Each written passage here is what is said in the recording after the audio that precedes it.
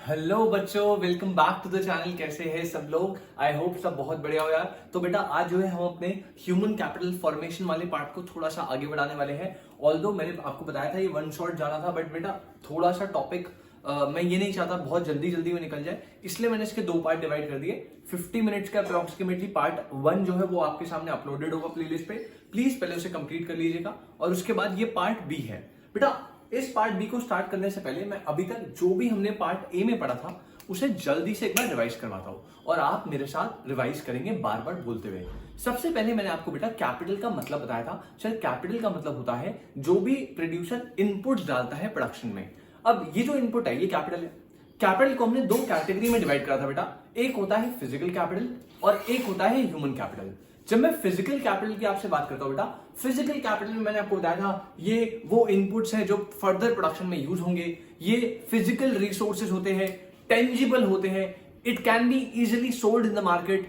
इनमें डेप्रिसिएशन लगता है विद पैसेज ऑफ टाइम और इसको आप इसके ओनर से सेपरेट कर सकते हैं। इसी के साथ जब मैं सेकेंड टाइप ह्यूमन कैपिटल पे गया था बेटा, तो मैंने ह्यूमन कैपिटल बताया था कि ह्यूमन कैपिटल का मतलब है आपके वर्कर में जो स्किल, एबिलिटीज, एजुकेशन, एक्सपर्टीज है उसे बोलते हैं ह्यूमन कैपिटल। ये फिजिकल कैपिटल को किस तरीके से इफेक्टिवली यूज करना है उसमें काम आता है। It is intangible, can not be easily sold in the market. ये डेप्रिसिएट नहीं होता अगर आप इस पे डेली बेसिस पे काम करेंगे, आप एजुकेशन हेल्थ पे ध्यान रखेंगे तो, और इसको आप इसके ओनर से सेपरेट नहीं कर सकते। तो प्लीज ह्यूमन और फिजिकल कैपिटल का डिफरेंस याद रखिएगा।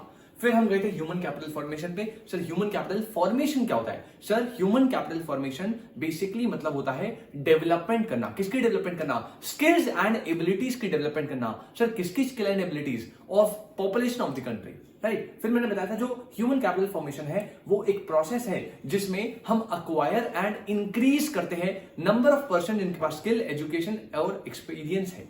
फिर उसके बाद मैंने बताया था भाई ह्यूमन कैपिटल फॉर्मेशन में बेसिकली ह्यूमन की डेवलपमेंट करने का प्रोसेस है और ब्ला ब्ला। फिर हम एक अगले कॉन्सेप्ट पे गए थे जिसका नाम था sources of human capital formation. Sir आपने बता दिया ह्यूमन कैपिटल फॉर्म क्या होता है कि एबिलिटीज और स्किल को डेवलप करना पॉपुलेशन की, बट इसे कैसे करें? What are the sources? कौन कौन से वो रास्ते हैं जिससे अपन ह्यूमन कैपिटल फॉर्म कर सकते हैं? 3 मार्क्स में इंपॉर्टेंट क्वेश्चन बनेगा। सबसे पहला आप इन्वेस्ट कर सकते हैं बेटा एक्सपेंडिचर पे। नंबर 2 आप इन्वेस्ट कर सकते हैं अपने हेल्थ पे। Number 3 on the job training, इसे स्टार बना के इंपॉर्टेंट मार्क करवाया था। नंबर 4 आप एक्सपेंडिचर कर सकते हैं ऑन माइग्रेशन और लास्ट आप एक्सपेंडिचर या इन्वेस्टमेंट कर सकते हैं ऑन इंफॉर्मेशन। तो 5 सोर्सेज मैंने आपको लास्ट क्लास कराए थे और इतना हमने लास्ट क्लास कराया था कैपिटल क्या होता है, फिजिकल ह्यूमन कैपिटल का डिफरेंस, ह्यूमन कैपिटल फॉर्मेशन की डेफिनेशन और व्हाट आर दी सोर्सेज। तो ये 4 टॉपिक हमने लास्ट क्लास कर लिए। अगर यहां तक कोई दिक्कत नहीं है तो बेटा आज हम आगे बढ़ने वाले हैं। 1 2 3 टॉपिक और बचे शायद, तो जल्दी से देखते हैं भाई टॉपिक को। सबसे पहले 2 कॉलम बना लिए मैंने। सबसे पहले यहां पे आप देखो पहला टॉपिक है importance of human capital formation. बेटा सबसे पहले मैं बात कर रहा हूं ह्यूमन कैपिटल फॉर्मेशन की इंपॉर्टेंस।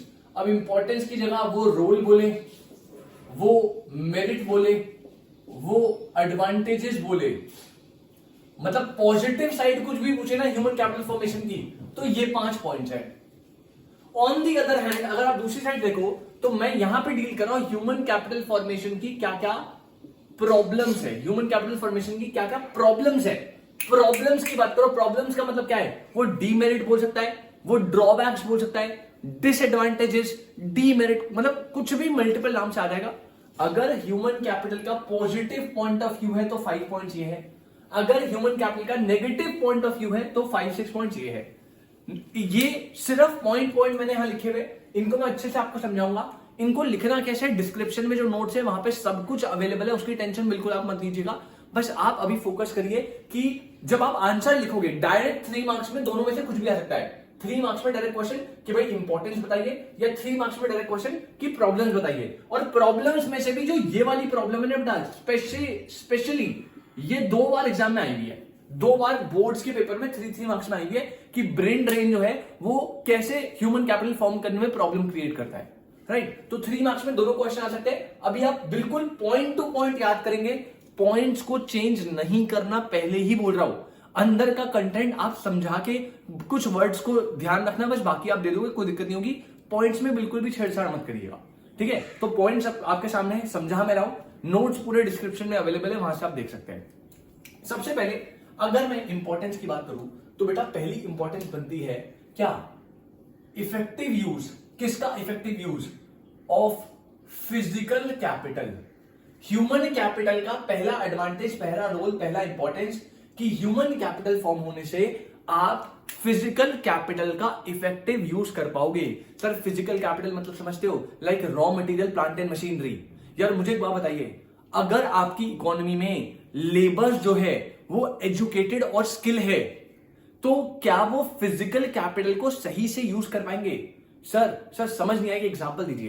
बेटा मान लीजिए मैं 2 केस ले रहा हूं, एक case number 1, case number 2। Case number 1 और केस नंबर 2 दोनों में एक चीज कॉमन है कि मैंने दोनों में ना एक नंबर प्लांट एंड मशीनरी लगाई हुई है प्रोडक्शन करने के लिए। जो बेस्ट प्लांट एंड मशीनरी है ना 10 करोड़ की, वो यहां भी लगा दी, 10 करोड़ की प्लांट एंड मशीनरी यहां भी लगा दी। अब यहां पे दोनों ही केस में मैं एक नंबर रॉ मटेरियल दे रहा हूं, मैं यहां पे भी बेस्ट रॉ मटेरियल दे रहा हूं, केस नंबर 2 में भी बेस्ट रॉ मटेरियल दे रहा हूं। मतलब दोनों ही केस में मेरा फिजिकल कैपिटल बहुत अच्छा है, प्लांट एंड मशीनरी भी अच्छी है, रॉ मटेरियल भी अच्छा है। लेकिन केस नंबर 1 में मैंने जो लेबर प्रोडक्शन के लिए रखा हुआ है ना, वो एक अनस्किल्ड लेबर है, जिसे ना ही नॉलेज है, ना ही ट्रेंड है, ना ही कोई एक्सपर्टीज है, ना ही कोई एक्सपीरियंस है, पहली बार प्रोडक्शन कर रहा है, best plant and machinery, best raw material, but unskilled labour. लेकिन केस नंबर 2 में on the other hand best plant and machinery, best raw material same है, बट यहां पे अनस्किल्ड की जगह मैंने एक स्किल्ड लेबर को रखा है, मतलब ऐसा लेबर जिसका ह्यूमन कैपिटल फॉर्म है। बस आप मुझे इतना बता दीजिए किसकी प्रोडक्शन एफिशिएंटली होगी। सर हर बच्चा एक ही आंसर दे रहा होगा, sir case number 2। Case number 2 sir ऐसा क्यों? मैंने दोनों में फिजिकल कैपिटल तो सही रखा। अरे सर केस नंबर 1 में आपने फिजिकल कैपिटल तो सही रखा है, बट क्योंकि वहां पे एक अनस्किल्ड लेबर है, क्योंकि वहां पे एक ऐसा पर्सन है जिसका ह्यूमन कैपिटल फॉर्म नहीं हुआ, तो क्या उस फिजिकल कैपिटल का वो इफेक्टिव यूज कर पाएगा? वो रॉ मटेरियल को ना सही से यूज करने की जगह वेस्ट ज्यादा करेगा। वो प्लांट एंड मशीनरी ऑन तो कर देगा, लेकिन उसे 1-1.5 घंटा समझने में लग जाएगा कि कैसे मामला स्टार्ट करना है, राइट? तो वो फिजिकल कैपिटल का क्या इफेक्टिव यूज कर पाएगा? नहीं सर। तो वो कह रहा है पहला इंपॉर्टेंस, अगर ह्यूमन कैपिटल है तो आप अपने फिजिकल कैपिटल का मतलब आप समझ सकते हो बेटा। मैं बात कर रहा हूं रॉ मटेरियल की, मैं बात कर रहा हूं प्लांट एंड मशीनरीज की एंड अदर फिजिकल एसेट, उनका आप इफेक्टिव यूज यानी बेटर यूज कर सकते हो, हाँ या ना? सर एब्सोल्युटली, आपने एग्जांपल दिया, समझ आया। सेकंड पॉइंट, बेटा एक बात बताओ, जब आपका ह्यूमन कैपिटल फॉर्म हो गया, ह्यूमन कैपिटल फॉर्म होने से अभी फर्स्ट पॉइंट ने बोला कि आप फिजिकल कैपिटल का और बेटर यूज कर पाओगे, राइट? तो आपकी इकोनॉमी की जो प्रोडक्शन है, प्रोडक्टिविटी है, उसमें इंक्रीज आएगा या नहीं आएगा? सर एब्सोल्युटली आएगा, सर एब्सोल्युटली आएगा। आप अगर नोटिस करेंगे बेटा तो यहां पे जब हमारा फिजिकल कैपिटल इफेक्टिव वे में यूज हो रहा है, अबे भाई तो प्रोडक्शन में तो इंक्रीज आएगा ना। अगर हमारा फिजिकल कैपिटल आप सही से यूज कर रहे हो तो सेकंड पॉइंट ने बोला हायर प्रोडक्टिविटी एंड प्रोडक्शन। ये दोनों इंटरकनेक्टेड पॉइंट है कि आपकी प्रोडक्टिविटी एंड प्रोडक्शन लेवल में इंक्रीज आएगा। अगर इकोनॉमी में सारे लेबर, सारे वर्कर्स एजुकेटेड है, स्किल्ड है, तो अपने आप नोटिस करेंगे कि जो प्रोडक्शन लेवल है या प्रोडक्टिविटी लेवल है वो ड्रास्टिकली इंक्रीज करेगा। ऑन दी अदर हैंड अगर आपने अनस्किल्ड लेबर है, ह्यूमन कैपिटल फॉर्म नहीं है, तो आप कितना भी अच्छा वर्किंग कैपिटल दे दो, कितना भी अच्छा फिजिकल कैपिटल दे दो, आपका जो है प्रोडक्शन इतना अच्छे से इंक्रीज नहीं कर पाएगा। तो पहला इंपॉर्टेंस फिजिकल कैपिटल का, बोलो भाई बोलो, मुझे जल्दी बोलो, फिजिकल कैपिटल का इफेक्टिव यूज। दूसरा इंपॉर्टेंस प्रोडक्टिविटी एंड प्रोडक्शन क्या होगी? इंक्रीज। तीसरा इंपॉर्टेंस देखेंगे, कह रहे भैया इन्वेंशन होगा, भैया इनोवेशन होगा, और भैया टेक्नोलॉजिकल इंप्रूवमेंट होगा। क्या बोला? Invention, innovation and technological improvement. Sir ये क्या है? भाई सिंपल सी चीज है यार, अगर एक रूम में सिर्फ एक बंदा, मैं एजुकेटेड हूं, अब एक कोई प्रॉब्लम अराइज होती है फैक्ट्री में, अब उस प्रॉब्लम का मैंने सॉल्यूशन दे दिया, मैंने बोला भाई ये काम ऐसे करना है, और बाकी सारे लोग जो है वो तो भाई अनपढ़ है, अनएजुकेटेड है, अनस्किल्ड है, कुछ का आता वाला है नहीं, बस जैसे बता दो भाई ऐसे करना है, ऐसे कर देते हैं। अब एक प्रॉब्लम अराइज हुई, मैंने उसका सॉल्यूशन दे दिया, सारे बंदे उस सॉल्यूशन से अग्री करेंगे, क्योंकि जिनका खुद ही ह्यूमन कैपिटल फॉर्म नहीं है वो कैसे अपना कंट्रीब्यूशन कैसे देंगे? वो दिमाग से सोचेंगे थोड़ी, उन्हें पता ही नहीं चीज क्या है। लेकिन वहीं अगर मान लीजिए मेरे अलावा हर एक पर्सन रूम में जो अवेलेबल है वो ह्यूमन कैपिटल फॉर्म है, एजुकेटेड, स्किल्ड, ट्रेन्ड, सब कुछ पता है, उसे एक्सपर्टीज है, अब वही प्रॉब्लम अराइज होती है, उस पर मैंने वही सॉल्यूशन दिया, तो बेटा 10 लोग अपना कंट्रीब्यूशन देंगे कि यार सर आप बिल्कुल सही कह रहे हो, ये ठीक है, लेकिन इसमें ना ये वाली प्रॉब्लम आ सकती है, इसको हम ऐसे करेंगे तो ज्यादा बेटर है। फिर तीसरा बंदा बोलेगा यार इसमें अगर आप ऐसे करोगे तो ये प्रॉब्लम है। आप समझ लो, अगर कोई भी बंदा अनस्किल्ड है, अनट्रेन्ड है, अनएजुकेटेड है, तो वो कंट्रीब्यूट नहीं कर पाएगा, जिससे आप इन्वेंशन या नई चीजें नहीं कर पाओगे। लेकिन ऑन दी अदर हैंड जब आप प्रोडक्शन प्रोसेस में सारे ह्यूमन कैपिटल फॉर्म पर्सन होंगे, तो हर पर्सन अपना कंट्रीब्यूशन देगा, जिससे क्या होगी, इन्वेंशन होगी, नए नए तरीके आएंगे, प्रॉब्लम के सॉल्यूशन निकलेंगे, इनोवेशन होगा, और टेक्नोलॉजी वाइज भी हम इंप्रूव करेंगे। राइट, समझ गया मेरी बात? तो 3 इंपॉर्टेंट जल्दी से बोलो। पहला, फिजिकल कैपिटल का इफेक्टिव यूज। क्या बोला? फिजिकल कैपिटल का इफेक्टिव यूज। सर जब फिजिकल कैपिटल का इफेक्टिव यूज होगा तो प्रोडक्शन एंड प्रोडक्टिविटी क्या होगी? हायर। और सर थर्ड, इन्वेंशन, इनोवेशन, और क्या होगी? Technological improvement. उसके बाद बेटा फोर्थ पॉइंट तो बहुत ही सिंपल है। फोर्थ इंपॉर्टेंस बोल रहा है, अगर ह्यूमन कैपिटल फॉर्मेशन होगा उससे इंप्रूव होगी क्वालिटी ऑफ लाइफ। पहले सुनो। दूसरा, इंक्रीज होगी लाइफ एक्सपेक्टेंसी। 2 पॉइंट बोल रहा है, इसी में 2 पॉइंट है, अलग अलग भी लिख सकते हो, शायद बुक में अलग अलग हो। राइट, तो पहला कह रहा है इंप्रूव करेगा क्वालिटी ऑफ लाइफ, दूसरा इंक्रीज करेगा लाइफ एक्सपेक्टेंसी। अब ये क्या ड्रामा है? अरे भाई सर एक बात बताओ, अगर ह्यूमन कैपिटल फॉर्म है, अगर आपने अपने एजुकेशन पे बढ़िया खर्चा कर दिया, बेटा जब आप एजुकेटेड होंगे तो आपको कंपेरेटिवली, यहां पे एक स्किल्ड लेबर है, एक अनस्किल्ड लेबर है, किसको सैलरी ज्यादा मिलेगी? सर कैसी बात करो सर, ऑब्वियसली स्किल्ड वाले को। मतलब उस व्यक्ति को सैलरी ज्यादा मिलेगी जिसका ह्यूमन कैपिटल फॉर्म है। क्या आप इससे अग्री कर रहे हो? 100%। तो बेटा अगर हायर सैलरी है, या मैं बोलूं हायर इनकम लेवल है, तो क्या आपका क्वालिटी ऑफ लाइफ इंप्रूव होगा? सर अच्छा सर, हाँ समझ आएगा। एक अनस्किल्ड लेबर जो है वो कम कमाएगा तो उसका क्वालिटी ऑफ लाइफ कम होगा। एक स्किल्ड लेबर ज्यादा कमाएगा तो उसका क्वालिटी ऑफ लाइफ ज्यादा होगा। तो अगर आपने ह्यूमन कैपिटल फॉर्म कर लिया, उसकी फोर्थ इंपॉर्टेंस, क्योंकि आप ज्यादा अर्न कर पाओगे तो आपका इंप्रूव होगा क्वालिटी ऑफ लाइफ। इसके साथ साथ अगर आपको पता हो बेटा, ह्यूमन कैपिटल फॉर्मेशन मतलब आप एजुकेशन तो उससे कर सकते हो, और सेकंड था एक्सपेंडिचर ऑन हेल्थ। सोर्सेज याद करो, फर्स्ट क्लास सोर्सेज याद करो। पहला था एक्सपेंडिचर ऑन एजुकेशन कर लो, उससे ह्यूमन कैपिटल फॉर्म होगा। अगला होता है आप अपनी हेल्थ पे ध्यान दो। तो यार एक बात बताओ, अगर आप अपने हेल्थ पे फोकस कर रहे हो, तो बेटा एक हेल्थ पे फोकस करने वाला बंदा जो है उसकी लाइफ एक्सपेक्टेंसी क्या हो? इंक्रीज होगी।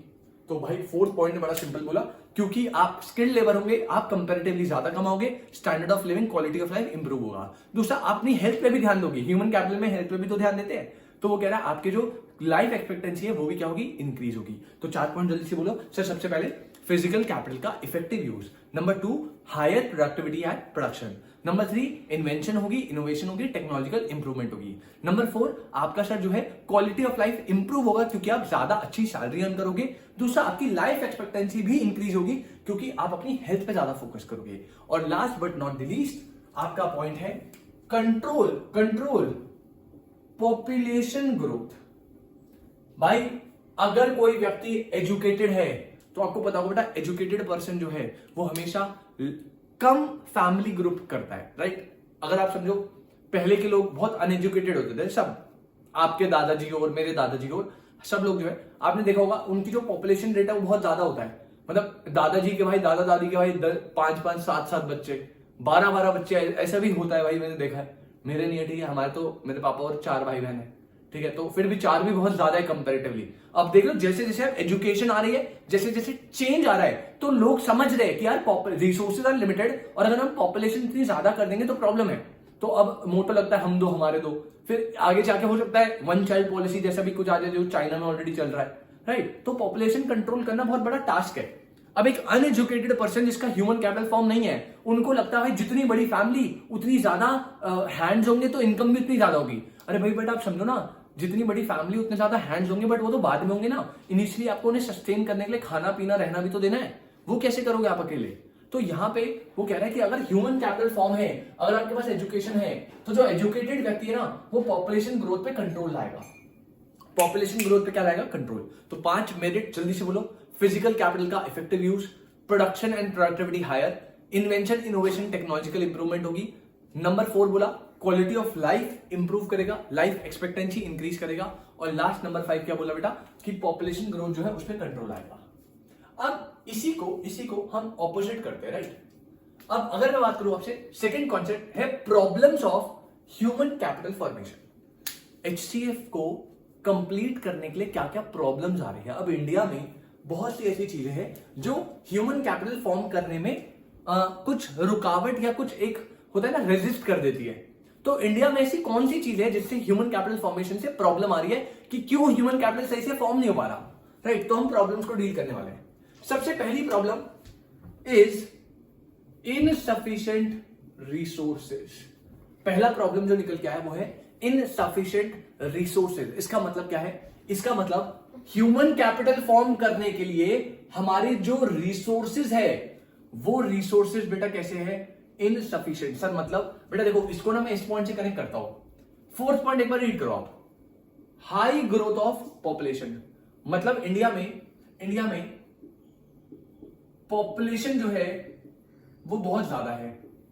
एक ये प्रॉब्लम है, क्यों ह्यूमन कैपिटल फॉर्म नहीं हो पा रहा? क्योंकि इंडिया की पॉपुलेशन बहुत ज्यादा है। इसके साथ साथ पॉपुलेशन तो ज्यादा है, इसके साथ साथ इस पॉइंट में बोला कि जो रिसोर्सेज है वो कैसे है बेटा? वो है लिमिटेड। अब दोनों को कनेक्ट करिए आप। इसका मतलब भाई मुझे 100 लेबर्स को मान लो एजुकेशन देना है, 100 लोगों को मुझे एजुकेशन देना है। पॉपुलेशन में 100 लोग हैं जिन्हें एजुकेशन चाहिए, लेकिन स्कूल में जो अवेलेबल बच्चे हैं जिन्हें हम पढ़ा सकते हैं, एजुकेशन दे सकते हैं, वो है 70। एजुकेशन कितने को चाहिए? 100, क्योंकि पॉपुलेशन बहुत ज्यादा है। लेकिन हमारे जो रिसोर्सेज है वो इतने नहीं है, वो सफिशिएंट नहीं है, इनसफिशिएंट है, इनएडिक्वेट है। मतलब रिसोर्सेज इतने नहीं है कि वो पूरी पॉपुलेशन का ह्यूमन कैपिटल फॉर्म कर पाए। हमें हेल्थ देने के लिए, प्रॉपर न्यूट्रिशन देने के लिए हमारे पास 500 लेबर्स है जिन्हें प्रॉपर न्यूट्रिशन चाहिए, लेकिन हमारे पास रिसोर्सेज कितने हैं? सिर्फ 200, सिर्फ 300। तो यह है इनसफिशिएंट रिसोर्सेज कि क्योंकि पॉपुलेशन इतनी ज्यादा है तो हमें जितने लोगों का ह्यूमन कैपिटल फॉर्म करना है, ड्यू टू इनसफिशिएंट रिसोर्स हम उतना नहीं कर पा रहे। ठीक है, तो ये फर्स्ट पॉइंट इनसफिशिएंट रिसोर्स है। फोर्थ पॉइंट पॉपुलेशन बहुत ज्यादा है। दोनों आप इंटरकनेक्ट करके पढ़ सकते हो। अच्छा, उसके बाद नेक्स्ट है बेटा सीरियस इनएफिशिएंसीज। सीरियस इनएफिशिएंसीज, अब ये क्या है भाई? समझो, एजुकेशन देनी है 100 लोगों को, हमारे पास ऑब्वियसली ये तो दे नहीं सकते क्योंकि इसको देने के लिए हमारे पास रिसोर्सेज कैसे? इनसफिशिएंट। तो हमारे पास रिसोर्सेज है सिर्फ 70 लोगों को देने के लिए। लेकिन आप खुद जानते हो बेटा, क्या ये 70 लोगों को फैसिलिटीज जो गवर्नमेंट कर रही है एजुकेशन में, हेल्थ में, किसी भी चीज में, क्या इन 70 लोगों को भी सही से ये फैसिलिटी अवेल हो पाती होगी? आप खुद बताइए। पहली बात, देनी कितनों को है? 100 लोगों को। रिसोर्सेज है 70 के, लेकिन एक्चुअल में जब आप ग्राउंड लेवल पे जाओगे तो वहां पे आप देखोगे कि इनएफिशिएंसीज क्रिएट होती है। और इनएफिशिएंसीज मतलब हम देना चाहते हैं 100 को पर दे सकते हैं 70 को, लेकिन एक्चुअल में हम दे रहे होंगे 30 को। तो ये जो है प्रॉब्लम होती है सीरियस इनएफिशिएंसीज की। तो यहां पे सबसे पहला पॉइंट, रिसोर्सेज ही सफिशिएंट नहीं है। दूसरा पॉइंट बोलो पॉपुलेशन बहुत ज्यादा है। तीसरा, भाई पॉपुलेशन बहुत ज्यादा है, इतने हमारे पास रिसोर्स नहीं है, लेकिन जितने रिसोर्स से हम दे सकते हैं उतना भी हम नहीं कर रहे क्योंकि हमारी इनएफिशिएंसीज क्रिएट हो रही है, गवर्नमेंट डिपार्टमेंट में इनएफिशिएंसीज क्रिएट हो रही है, राइट। ये भी एक प्रॉब्लम है और इसीलिए ह्यूमन कैपिटल फॉर्म नहीं हो पाता। इनएफिशिएंट रिसोर्स, सीरियस इनएफिशिएंसीज और हाई ग्रोथ ऑफ पॉपुलेशन, ये तीन मेरे हिसाब से डर है। इसके बाद बेटा नेक्स्ट वाले पे आओ, जल्दी से नेक्स्ट वाले पे आओ। और नेक्स्ट वाला तो सर सबसे ज्यादा इंपॉर्टेंट है, 3 मार्क्स में 2 बार आया हुआ है पेपर में, नोट्स में आपको अच्छे से लिखा हुआ मिल जाएगा। ब्रेन ड्रेन में मैंने आपको लास्ट क्लास भी बताया था, अगर आपको अच्छे से याद हो। इस पॉइंट में पता क्या होता है? ये पॉइंट रिलेटेड होता है माइग्रेशन से। सर माइग्रेशन से तो ह्यूमन कैपिटल फॉर्म होता है। हाँ जी बेटा बिल्कुल होता है, लेकिन एक प्रॉब्लम आती है। यहां पे इंडिया में एक बंदा है, उसने इंडिया से एजुकेशन ली, हेल्थ ली, सब कुछ ले लिया भाई, अपना मस्त एकदम ह्यूमन कैपिटल फॉर्म कर लिया। लेकिन प्रॉब्लम ये आती है ना बेटा, जब आपके एजुकेशन और हेल्थ सब कुछ आपको मिल जाता है, उसके बाद आपको लगता है यार मेरे पास तो सारी स्किल है, सारी ट्रेनिंग है, सारी एक्सपर्टीज है, तो इसका यूज तो मैं किसी और कंट्री में जाके करूंगा तो मैं हायर इनकम लेवल अर्न कर सकता हूं। क्या अर्न कर सकता हूं? Higher level. मतलब आप माइग्रेट कर रहे हो from one country to another. आपने इंडिया में ह्यूमन कैपिटल फॉर्म कर लिया, जैसे ही आपके पास स्किल आई, आपने ज्यादा इनकम के चलते शिफ्ट करके किसी और कंट्री में चले गए। यहां पे जाने का रीजन क्या है? आपके पास स्किल है, तो यहां पे क्या मिलेगा? Higher income. बेटा इसी प्रोसेस को बोलते हैं ब्रेन ड्रेन। प्लीज याद रखेंगे 3 मार्क्स में, वेरी इंपॉर्टेंट। नोट्स में आपको पूरा लिखा हुआ मिल जाएगा इसी तरीके से। बट ब्रेन ड्रेन बेसिकली क्या होता है, जब आप अपनी कंट्री में ह्यूमन कैपिटल फॉर्म करते हैं, स्किल, हेल्थ, एजुकेशन, एक्सपर्टीज सब ले लेते हैं, और उसके बाद हायर इनकम के चक्कर में आप किसी और कंट्री में चले जाते हैं। जनरली ब्रेन ड्रेन जो है वो टेक्निकल लोग बहुत करते हैं, जैसे बीटेक हो गए, इंजीनियर्स, डॉक्टर्स। इंडिया में बहुत होता है कि इंजीनियर्स एंड डॉक्टर्स, साइंटिस्ट जो होते हैं वो ह्यूमन कैपिटल फॉर्म करते हैं, इंडिया में पढ़ते हैं मस्त एकदम आईआईटी, एम्स वगैरह में, और ज्यादा इनकम के चक्कर में वो शिफ्ट करते हैं अब्रॉड। तो इस प्रोसेस को बोलते हैं ब्रेन ड्रेन। ये भी एक बहुत बड़ा मेजर प्रॉब्लम है जो इंडिया फेस कर रहा है। Insufficient resource, inefficiencies, brain drain, higher growth of population. इसके बाद 2 बिल्कुल सॉर्टेड है, आपको इतना इनमें ज्यादा नहीं है, बस पॉइंट याद रखना। इसके बाद है 5th point, lack of proper man power planning. आपके पास जो है जितने भी लोग हैं उनको आप प्रॉपरली प्लान नहीं कर पा रहे, मैन पावर प्लानिंग अच्छी नहीं है। उसके बाद नेक्स्ट है वीक साइंस एंड टेक्नोलॉजी। ये 5th और 6th इतना इंपॉर्टेंट नहीं है, आप देख लेना, बस पॉइंट लिख देना, अदरवाइज मेजर आपकी बुक में 4 ही दिखेंगे आपको, राइट। तो बेटा यहाँ पे मेरिट डिमेरिट होते हैं खत्म। मैं फिर से रिपीट कर रहा हूं, सबसे पहले मेरिट मेरे साथ बोलेंगे, सबसे पहले मेरिट मेरे साथ बोलेंगे जल्दी से। पॉइंट नंबर 1, फिजिकल कैपिटल का effective use. Point number 2, production and productivity higher होगी। Point number 3, invention, innovation and technological improvement. Point number 4, quality of life बढ़ेगा, लाइफ एक्सपेक्टेंसी बढ़ेगी, और पॉपुलेशन ग्रोथ में क्या आएगा, कंट्रोल। अगर मैं डीमेरिट या ड्रॉबैक्स की बात करूं, point number 1, resources are insufficient. Second, population बहुत ज्यादा है। थर्ड, इनएफिशिएंट वे में रिसोर्सेज का यूज हो रहा है, तो सीरियस इनएफिशिएंसी आ गई। Fourth and most important is brain drain, जब पीपल माइग्रेट करते हैं from one country to another, किस पर्पस के लिए, for higher level of income या बेटर जॉब्स के लिए। पॉइंट नंबर 5 एंड 6 बहुत सिंपल है, पॉइंट याद कर लेना बस। पहला, lack of proper man power planning, और सेकंड जो था वो था आपका वीक साइंस एंड टेक्नोलॉजी। तो ये आपके इंपॉर्टेंस भी खत्म, ये आपके प्रॉब्लम्स भी खत्म। तो ये हमारे एक और 2 टॉपिक हमारे और खत्म हो गए। इसके बाद अपन आगे बढ़ते हैं, पहले आप यहां तक नोट करिए, इसके फुल नोट्स आपको डिस्क्रिप्शन में मिल जाएंगे, तो जल्दी से नोट करो, पहले इतना नोट करो जल्दी से।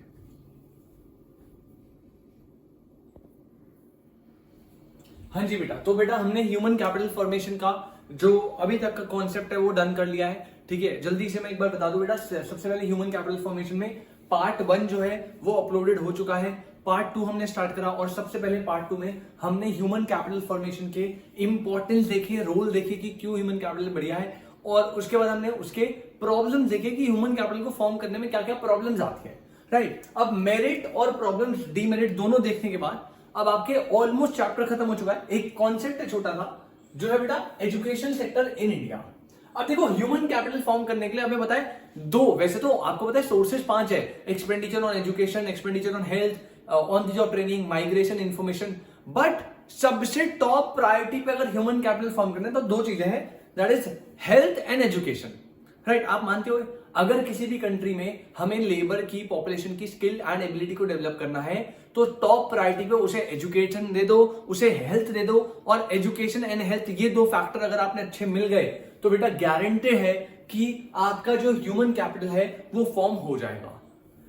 अब यहां पे हमें पर्टिकुलरली, अभी तो हमने इन जनरल पढ़ा था, अब हम पर्टिकुलरली इंडिया के बारे में देख रहे हैं कि इंडिया में ये 2 सेगमेंट कैसे है, इंडिया में हेल्थ सेगमेंट कैसा है और इंडिया का एजुकेशन सेगमेंट कैसा है। बट इस ईयर के लिए आपका जो हेल्थ सेक्टर है वो लास्ट ईयर भी और इस ईयर भी, दोनों ईयर में हेल्थ सेक्टर कट चुका है। मतलब इस बार जो हेल्थ सेक्टर इन इंडिया है वो आपके सिलेबस में नहीं है, आपके सिलेबस में सिर्फ एक टॉपिक है, that is education sector in India.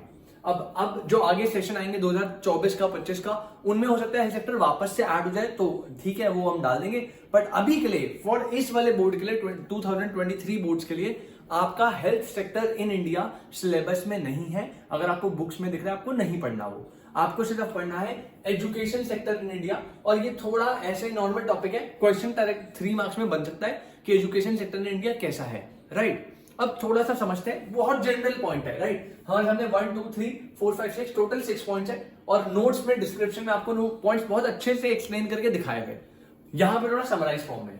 अब सबसे पहले तो बेटा ये समझो, जो गवर्नमेंट है ना, गवर्नमेंट वो एक्सपेंडिचर ऑन एजुकेशन को, गवर्नमेंट का जो एक्सपेंडिचर ऑन एजुकेशन, आपको पता है एजुकेशन पे गवर्नमेंट बहुत मेजॉरिटी पार्ट अपना स्पेंड करती है ना। तो एक्सपेंडिचर ऑन एजुकेशन को जो गवर्नमेंट करती है वो 2 टाइप से एक्सप्रेस होता है, दो टाइप से क्या होता है बेटा एक्सप्रेस। पहला तरीका होता है percentage of total government expenditure, government ऐसे भी रिप्रेजेंट कर सकती है, और गवर्नमेंट एक्सपेंडिचर ऑन एजुकेशन को एक्सप्रेस करने का सेकंड वे है परसेंटेज ऑफ जीडीपी। सर आप समझिए क्या, मान लीजिए गवर्नमेंट इस साल टोटल एक्सपेंडिचर कर रही है 100 रुपए, मान लीजिए गवर्नमेंट इस बार की जो जीडीपी एस्टिमेट कर रही है, जीडीपी वो है बेटा 500 रुपए, 100 रुपए टोटल एक्सपेंडिचर, जीडीपी 500 है, और गवर्नमेंट ने सोचा कि हम जो एक्सपेंडिचर ऑन एजुकेशन करेंगे, एजुकेशन का एक्सपेंडिचर वो करेंगे बेटा फॉर एग्जांपल 10 रुपए। मैं एक हाइपोथेटिकल एग्जांपल ले रहा हूं कि आपका टोटल एक्सपेंडिचर है 100 रुपए का, इस साल की जीडीपी है 500 रुपए की, और गवर्नमेंट ने डिसाइड करा कि टोटल एक्सपेंडिचर 100 है, जीडीपी 500 है, और इसके चलते हम जो एक्सपेंडिचर करेंगे एजुकेशन पे कंट्री में वो 10 करेंगे, 10 रुपए। तो बेटा देखो दो तरीके बताइए क्या है, अगर मैं इस 10 रुपए को रिप्रेजेंट करूं ना दो तरीके से, पहला मैं इसको एक्सप्रेस कर सकता हूं percentage of total government expenditure. अरे एक बात बताओ, टोटल एक्सपेंडिचर 100 है, उसमें से एक्सपेंडिचर ऑन एजुकेशन 10 का है, तो ऐसे बोल दूं कि गवर्नमेंट जो है एजुकेशन पे 10% स्पेंड करेगी ऑफ टोटल एक्सपेंडिचर। क्या मैं ऐसा बोल सकता हूं? सर एब्सोल्युटली, टोटल एक्सपेंडिचर का 10% एजुकेशन पे खर्च हो रहा है, तो एक प्रेजेंटेशन करने का तरीका यह है। दूसरा मैं ऐसा भी बोल सकता हूं कि सर इससे नहीं करना तो जीडीपी 500 है, और यहां पे जीडीपी जो है उसका 2% जो है वो एजुकेशन एक्सपेंडिचर है। क्या मैं ऐसा बोल सकता हूं? एजुकेशन एक्सपेंडिचर 2% है किसका?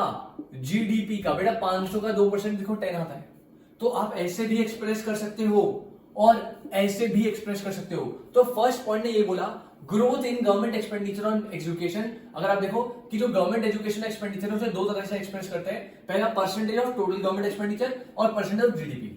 अब अगर आप टेन्योर में देखो ना पिछले कुछ सालों में, तो इसमें ना इंक्रीज आया है 7.92% से 15.7, मतलब पहले गवर्नमेंट 7 अप्रोक्सीमेटली 8% जो है टोटल एक्सपेंडिचर का एजुकेशन में लगाती थी, और अब वो बहुत बढ़िया तरीके से इंक्रीज होके 15.7 अप्रोक्स 16%, मतलब ट्वाइस हो गए, ट्वाइस। 100 रुपए अगर गवर्नमेंट खर्चा कर रही है टोटल, तो उसमें से अप्रोक्सीमेटली 16 रुपए एजुकेशन पे खर्चा हो रहा है, जो अच्छी बात है, इसको तो ज्यादा से ज्यादा करना चाहिए। और अगर यही डेटा हम जीडीपी के टर्म्स में देखें तो बेटा पहले 0.64 देख लो, 1% भी नहीं है, और अब वो इंक्रीज हो गया, कितना हो गया? 4.13। तो थोड़ा डेटा ओरिएंटेड, आपको बस पूरा गो थ्रू करना है, नोट्स आपके सामने, ऐसे भी गो थ्रू कर सकते हो, नोट से भी पढ़ सकते हो। तो पहला point education sector in India topic चल रहा है, उसमें सबसे पहला पॉइंट बताया कि जो गवर्नमेंट का एक्सपेंडिचर ऑन एजुकेशन है वो इंक्रीज हुआ है over a period of time.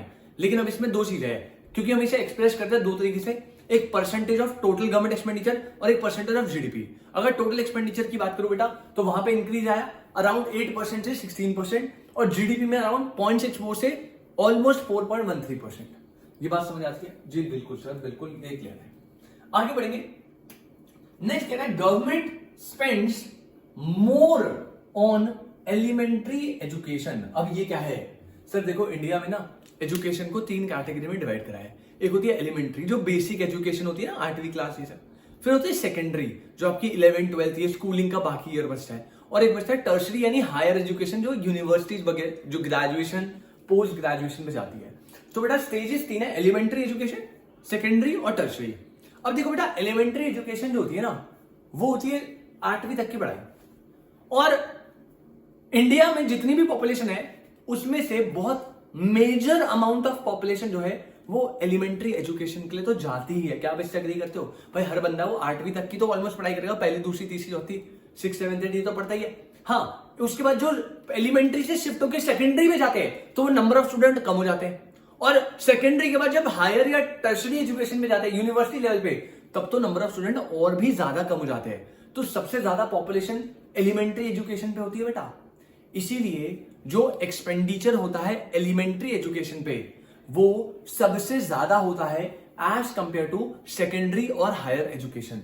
तो सेकंड पॉइंट में ये बोला है कि government spend more on elementary education. देखो यहां पे कह रहे टोटल एक्सपेंडिचर, इसको अंडरलाइन करेगा, total expenditure on elementary education ज्यादा होता है किसके comparatively? Total expenditure on secondary और higher education.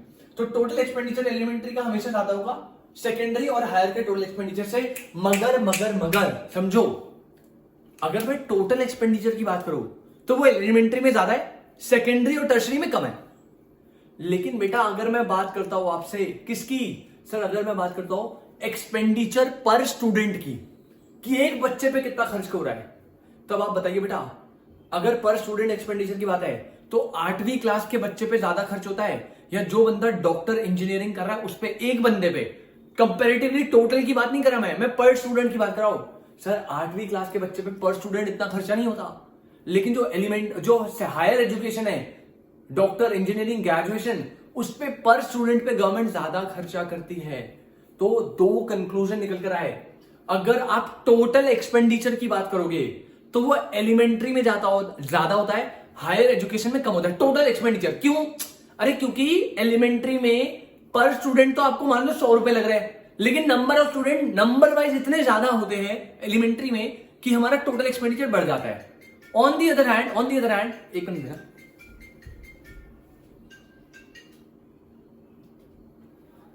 On the other hand अगर मैं बात करूं आपसे एक्सपेंडिचर पर टोटल एक्सपेंडिचर इसमें, तो बेटा यहां पे पर स्टूडेंट के एक्सपेंडिचर तो ज्यादा है, लेकिन पॉपुलेशन बहुत कम है ना। अब मैं आपको एक बेस्ट एग्जांपल देता हूं, मान लीजिए मैं एलिमेंट्री की बात कर रहा हूं बेटा, एलिमेंट्री एजुकेशन में एक बच्चे पे 100 रुपए लग रहा है, और 8वीं क्लास में जो पढ़ाई कर रहे हैं बच्चे वो 10 लाख है, या इसे सिंपल लेते हैं 1 लाख है, तो बेटा टोटल एक्सपेंडिचर कितना हो गया? 100 लाख हो गया ना। टोटल एक्सपेंडिचर 100 लाख मतलब 1 करोड़। अच्छा अब जब हायर की बात आएगी ना, हायर में एक्सपेंडिचर ऑन पर स्टूडेंट 100 थोड़ी लगेगा भाई, बहुत ज्यादा लगता है। इसमें लग रहा है एक बच्चे को डॉक्टर बनाने में 1 लाख रुपए लग रहा है, लेकिन क्या 1 लाख बच्चे एडमिशन लेते होंगे? नहीं सर, इसमें 10 ही बच्चे एडमिशन ले रहे हैं, तो टोटल एक्सपेंडिचर कितना हो गया? 10 लाख। अब आप कंपेयर करो, अगर आप टोटल एक्सपेंडिचर को देखोगे तो टोटल एक्सपेंडिचर एलिमेंट्री में ज्यादा है, लेकिन अगर एक्सपेंडिचर पर स्टूडेंट देखोगे तो वो हायर में ज्यादा है। सर ये डिफरेंस क्यों? क्योंकि यहां पे टोटल एक्सपेंडिचर इसलिए ज्यादा है क्योंकि यहाँ पे नंबर ऑफ पीपल क्या है? ज्यादा। क्योंकि एलिमेंट्री एजुकेशन ज्यादा लोग लेते हैं कंपैरेटिवली, तो वहां पे टोटल एक्सपेंडिचर ज्यादा होता है। बट क्योंकि हायर एजुकेशन थोड़ी कॉस्टली होती है तो वहां पे एक्सपेंडिचर पर स्टूडेंट ज्यादा है, तो अपने आप दोनों का अपना अपना रोल है। एलिमेंट्री में टोटल एक्सपेंडिचर ज्यादा है एज कंपेयर टू दिस, और हायर में एक्सपेंडिचर पर स्टूडेंट ज्यादा है एज कंपेयर टू एलिमेंट्री। ये बात समझ आती है? तो बेटा पहला पॉइंट हो गया। दूसरा पॉइंट मैंने आपको बता दिया, एलिमेंट्री में टोटल एक्सपेंडिचर ज्यादा होगा, किससे? Total expenditure of secondary and higher. लेकिन expenditure on tertiary education is important. क्यों इंपॉर्टेंट है? सर अगर मैं एक्सपेंडिचर पर स्टूडेंट लूंगा किसमें? एलिमेंट्री में, तो वो कम होता है एज कंपेयर टू एक्सपेंडिचर पर स्टूडेंट ऑन सेकेंड या टर्शरी एजुकेशन। तो ये बात आपको याद रखनी है, टोटल एक्सपेंडिचर यहां ज्यादा होता है लेकिन एक्सपेंडिचर पर स्टूडेंट यहां ज्यादा, तो दोनों का अपना अपना एक रोल है। इतनी बात समझ आती है बेटा? इतनी बात समझ आती है? जल्दी बोलो जल्दी बोलो। Yes sir. फिर आगे बढ़ते हैं बेटा, आगे सिंपल पॉइंट है, देखो can difference in educational opportunities across state. Difference in educational opportunities across state. अब ये होता है ना बेटा, आप स्टेट टू स्टेट आपका जो एजुकेशन का लेवल है, गवर्नमेंट कितना खर्चा कर रही है उस स्टेट का, वो भी डिफर करता है। अब समझिए, जैसे सबसे ज्यादा एक्सपेंडिचर पर स्टूडेंट जो होता है ना बेटा, वो हिमाचल प्रदेश में है, अप्रोक्सीमेटली 34,000 रुपीज ऑन एवरेज एक स्टूडेंट पे गवर्नमेंट खर्चा कर रही है एजुकेशन पे, और सबसे कम बिहार में जो कि अप्रोक्सीमेटली 4,000 रुपए। तो आप देख रहे हो स्टेट वाइज एक्सपेंडिचर कितना कर रहे हैं एजुकेशन पे, वो भी डिफर करता है। तो इसलिए बोला difference in educational opportunities across state. कुछ स्टेट इतना ज्यादा खर्चा करती है तो वहां पे एजुकेशन की अपॉर्चुनिटीज ज्यादा होगी, लेकिन जैसे बिहार है वहां पे खर्चा कम हो रहा है तो वहां पे एजुकेशन अपॉर्चुनिटीज, लिटरेसी रेट ये सब कम होगा। ये फोर्थ पॉइंट बोला। नेक्स्ट आता फिफ्थ पॉइंट कह रहा है इनएडिक्वेट एक्सपेंडिचर ऑन एजुकेशन। मतलब सर, मतलब गवर्नमेंट को जो एक्सपेंडिचर ऑन एजुकेशन करना है वो क्या है? इनएडिक्वेट का मतलब होता है इनसफिशिएंट, मतलब जितना रिक्वायर्ड है उतना नहीं कर रही। इसका मतलब रिक्वायर्ड एक्सपेंडिचर या डिजायर्ड लेवल जो है वो ज्यादा है एक्चुअल एक्सपेंडिचर ऑन एजुकेशन। इसका बेस्ट एग्जांपल दो, अभी बात बताओ, अभी जीडीपी का कितना पार्ट एजुकेशन में जा रहा है? 4%। आपको पता है डिजायर्ड लेवल जो होता है, डिजायर्ड लेवल लेट्स अज्यूम वो 6% है, लेकिन आप कितना कर रहे थे? 4%। तो क्या आप एडिक्वेट कर रहे हो? नहीं सर। हम कर रहे हैं इनएडिक्वेट एक्सपेंडिचर। तो इसका मतलब है कि जितना एजुकेशन पे खर्चा होना चाहिए डिजायर्ड लेवल वो ज्यादा है 6%, लेकिन एक्चुअल में जितना हो रहा है वो कम है। तो ये भी एक प्रॉब्लम है इंडिया के एजुकेशन सिस्टम में। मैं फिर से एक बार समराइज कर दूं। अच्छा, इसको भी लास्ट खत्म कर लेते हैं। एक लास्ट है, आपको पता होगा बेटा 8वीं क्लास तक आप खुद दिल पे हाथ रख के बता दो, धक्के मार मार के जो तुम्हें पास कराया है ना बेटा, वो किसने कराया पता है आपको? वो करवाया फ्री एंड कंपलसरी एजुकेशन। बेटा एक ना प्रोविजन है, एक रूल है इंडिया में एजुकेशन में कि एलिमेंट्री एजुकेशन 8वीं क्लास तक हम आपको पढ़ाएंगे, बिल्कुल पढ़ाएंगे, फ्री ऑफ कॉस्ट पढ़ाएंगे। और वो भी कैसे पढ़ाएंगे? धक्के मार मार के पास कराएंगे। होंगे आप, पढ़ोगे आप, एलिमेंट्री तक तो पढ़ोगे, उसके बाद 9th में आप फिर लुढ़क जाओ, 11th में लुढ़क जाओ, बाकी 8वीं तक तो पढ़ाएंगे। अब इसी के लिए लास्ट पॉइंट है provision of free and compulsory education. Free and compulsory education बेटा इसमें बस थोड़ी सी बातें याद रखना। ये जो फ्री एंड कंपलसरी एजुकेशन है ना, ये गवर्नमेंट ने स्टार्ट करा था और इस गवर्नमेंट ने एक सेपरेट डिपार्टमेंट बनाया था जो कि था तपस मजुमदार कमेटी।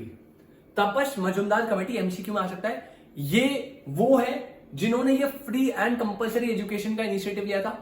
इन्हें इंडियन गवर्नमेंट ने ही ये रिस्पॉन्सिबिलिटी दी थी। और तपस मजुमदार कमेटी स्टैब्लिश हुई थी 1988 में, जिनका एज ग्रुप, जिनका एम था कि जो एज ग्रुप होता है 6 to 14, मतलब 8वीं क्लास तक के बच्चे होते हैं, है ना, उनको फ्री एंड कंपलसरी एजुकेशन हम प्रोवाइड करेंगे।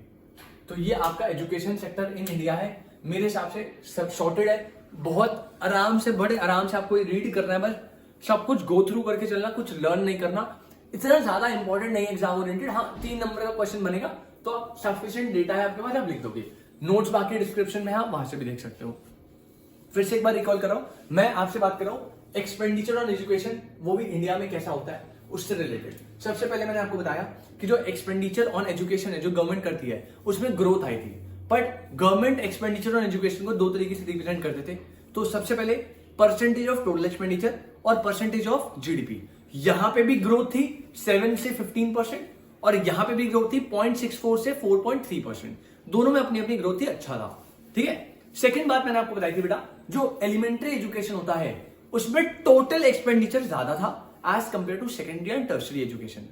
ऑन दी अदर हैंड जो एक्सपेंडिचर पर स्टूडेंट है वो एलिमेंट्री में कम था, हायर और टर्शरी में ज्यादा था।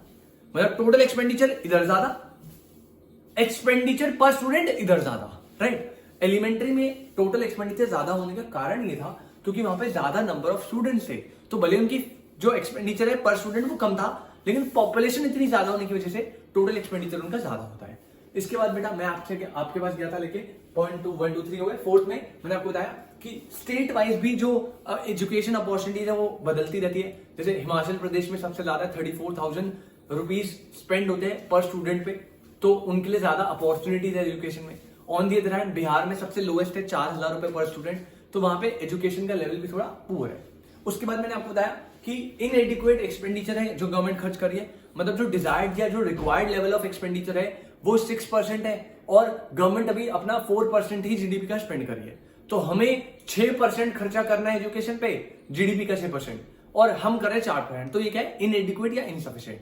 और लास्ट एक पॉइंट याद रखना, फ्री एंड कंपलसरी एजुकेशन का प्रोविजन। ये प्रोविजन किसने स्टार्ट करा था? तपस मजुमदार कमेटी 1998 में स्टैब्लिश हुई थी। इंडियन गवर्नमेंट ने इन्हें रिस्पॉन्सिबिलिटी दी थी और इन्होंने बिल्कुल बजट बना के, इनका एम था एज ग्रुप 6 to 14 ईयर्स को free and compulsory education provide करना, राइट। तो भाई जल्दी से इसे डन करेंगे और बस ये तो कंप्लीट हो गया। छोटा सा एक और टॉपिक बचा है वो देख लेता हूँ। मेरिट डीमेरिट हो गया, ये हो गया। जल्दी से इसे नोट करो फिर अपन आगे बढ़ते हैं बेटा, जल्दी नोट करो। हाँ जी भाई, चलिए बेटा, तो यहाँ पे हम ना एक लास्ट टॉपिक, छोटू सा टॉपिक है बट 3 मार्क्स के लिए बहुत इंपॉर्टेंट है, तो उसको देख लेते हैं। इस लेक्चर में सबसे पहले मैंने आपको मेरिट डीमेरिट करा दी कि इंपॉर्टेंस या रोल क्या है ह्यूमन कैपिटल फॉर्मेशन के, एचसीएफ की प्रॉब्लम्स क्या है। फिर मैंने आपको बता दिया कि इंडिया में एजुकेशन सेक्टर कैसा है, गवर्नमेंट कितना एक्सपेंडिचर करती है, उसमें कितनी ग्रोथ है, एलिमेंट्री में ज्यादा टोटल एक्सपेंडिचर होता है, एक्सपेंडिचर पर स्टूडेंट पर सेकेंडरी टर्सरी में ज्यादा होता है, स्टेट के अकॉर्डिंगली एक्सपेंडिचर को भी डिवाइड करा है, ज्यादा हिमाचल प्रदेश में है, कम बिहार में है। जितना डिजायर लेवल है उतना गवर्नमेंट एक्सपेंडिचर नहीं करी, इनएडिक्वेट एक्सपेंडिचर है। और फ्री एंड कंपलसरी एजुकेशन का भी सीन मैंने आपको समझा दिया है। अब एक लास्ट छोटा सा टॉपिक बचता है और उस टॉपिक का नाम है बेटा human capital versus human development. देखो अपने आप में 2 चीजें, एक है ह्यूमन कैपिटल जो कि आप बहुत अच्छे से समझते हो, फर्स्ट पार्ट में मैंने फिजिकल ह्यूमन कैपिटल का डिफरेंस बताया था, वो पूरा ह्यूमन कैपिटल था, लेबर की skills and abilities, expertise, education, ताकि जो वो फिजिकल कैपिटल का अच्छे से यूज कर पाए ताकि प्रोडक्शन एंड प्रोडक्टिविटी इंक्रीज हो सके। तो ह्यूमन कैपिटल तो आपने पढ़ा हुआ है। अब ह्यूमन डेवलपमेंट क्या है, व्हाट इज ह्यूमन डेवलपमेंट, समझना ध्यान से। देखो अगर मैं थोड़ा सा इससे बाहर निकल के सोचू ना, तो बेटा in general words this is human development. Human development एक बहुत ब्रॉडर कॉन्सेप्ट है, उसके मल्टीपल ब्रांचेस है। आप ह्यूमन को डेवलप कर रहे हो, ह्यूमन रिसोर्सेज को डेवलप कर रहे हो, और ह्यूमन डेवलपमेंट करने का एक तरीका हो सकता है ह्यूमन कैपिटल फॉर्मेशन। ये एक तरीका हो सकता है, इसके अलावा भी बहुत सारे तरीके हैं, देख रहे हो आप। तो ह्यूमन डेवलपमेंट एक बहुत ब्रॉडर टर्म है और ह्यूमन कैपिटल उसका एक पार्ट है, लेकिन आपके बुक में डेफिनेशन के अकॉर्डिंग नहीं चले। तो पहले देखो, पहले क्या बोला है, कह रहा है the terms human capital and human development sound similar but there is a clear distinction between them. Similar लग रहा है ह्यूमन कैपिटल ह्यूमन डेवलपमेंट एक जैसे, बट इनके बीच में क्लियर डिस्टिंक्शन है। वो क्या है, देखो ह्यूमन कैपिटल से स्टार्ट करो बेटा। ह्यूमन कैपिटल ना कंसिडर करता है लेबर की हेल्थ और उसकी एजुकेशन पे, यानी तो हम पूरे चैप्टर पढ़ते आ रहे हैं। ह्यूमन कैपिटल कंसिडर करता है हेल्थ एंड एजुकेशन में, और ह्यूमन कैपिटल हेल्थ और एजुकेशन में फोकस करता है, और उस फोकस का मेन पर्पस होता है लेबर की प्रोडक्टिविटी को इंक्रीज करना। लेबर की प्रोडक्टिविटी को इंक्रीज करना, फिर से रिपीट कराओ, ह्यूमन कैपिटल जो है वो कंसिडर करता है हेल्थ और एजुकेशन में ताकि लेबर की प्रोडक्टिविटी इंक्रीज हो सके। This is human capital. But on the other hand according to human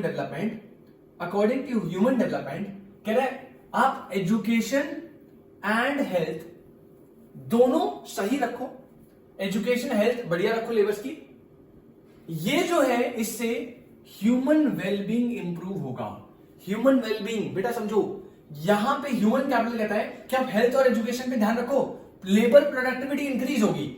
इसका पर्पस है लेबर प्रोडक्टिविटी को इंक्रीज करना, किसका, ह्यूमन कैपिटल का। इसे और किसी चीज से मतलब नहीं है। ये कह रहा है अगर मैं अपने लेबर्स को एजुकेशन और हेल्थ दूंगा तो मेरी लेबर्स की प्रोडक्टिविटी इंक्रीज होगी, जिससे मेरा प्रोडक्शन इंक्रीज होगा, जीडीपी इंक्रीज होगी।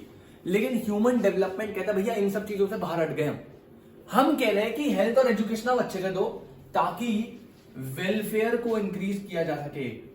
ये लेबर प्रोडक्टिविटी इंक्रीज करने पे नहीं बोल रहा, ये कह रहा है एजुकेशन और हेल्थ इंपॉर्टेंट है, are integral to human wellbeing. Because ऐसा क्यों बेटा, अगर when people are able to read and write, इसके साथ साथ वो लॉन्ग एंड हेल्दी लाइफ जिएंगे, they will able to make other choices which they value. तो अगर आप डिफरेंस समझना, दो डिफरेंस है मेजर। ह्यूमन कैपिटल में आप जो है एजुकेशन और हेल्थ को कंसिडर कर रहे हो, लेकिन ह्यूमन कैपिटल में पर्पस होता है लेबर प्रोडक्टिविटी को इंक्रीज करना। ह्यूमन डेवलपमेंट कह रहा है कि एजुकेशन हेल्थ इंपॉर्टेंट है ताकि वेलबींग हो सके, ह्यूमन की वेलफेयर इंक्रीज हो सके। क्यों? क्योंकि अगर वो अच्छे चीज पढ़ सकता है, अच्छे से able to learn and read है चीजों को, और हेल्दी लाइफस्टाइल जी लाए, तो वो अपनी बाकी चीजों पे भी अच्छे से ध्यान देगा, जिससे वेलफेयर इंक्रीज होगा इकोनॉमी में। तो यहाँ पे दो टर्म्स है, ह्यूमन कैपिटल, ह्यूमन डेवलपमेंट, दोनों में हेल्थ एजुकेशन की बात करी है, यहां पे भी हेल्थ एंड एजुकेशन की बात करी है। ह्यूमन कैपिटल का पर्पस है लेबर प्रोडक्टिविटी को इंक्रीज करना, लेकिन ह्यूमन डेवलपमेंट फोकस करता है इंटीग्रल टू ह्यूमन वेलबींग, क्योंकि अगर वो अच्छा पढ़ेंगे, अच्छा हेल्दी लाइफ जिएंगे, तो अपनी अदर चॉइसेस को भी बेटर कर सकते हैं। ये कॉन्सेप्ट है ह्यूमन कैपिटल, ह्यूमन डेवलपमेंट का। तो बेटा मेरे हिसाब से एकदम क्लियर है। यहाँ पे आपका ह्यूमन कैपिटल फॉर्मेशन चैप्टर भी एंड होता है पार्ट 2 के साथ। आई होप आपका अच्छे से टॉपिक क्लियर हुआ हो और आप अच्छे से पढ़ाई करिए। कोई भी डाउट है तो आप कमेंट सेक्शन में बता सकते हैं। इसके साथ अभी ये लेक्चर अपलोड हो जाएगा। ऑल द बेस्ट आपके एग्जाम्स के लिए बेटा, मिलते हैं आपसे, टाटा बाय बाय।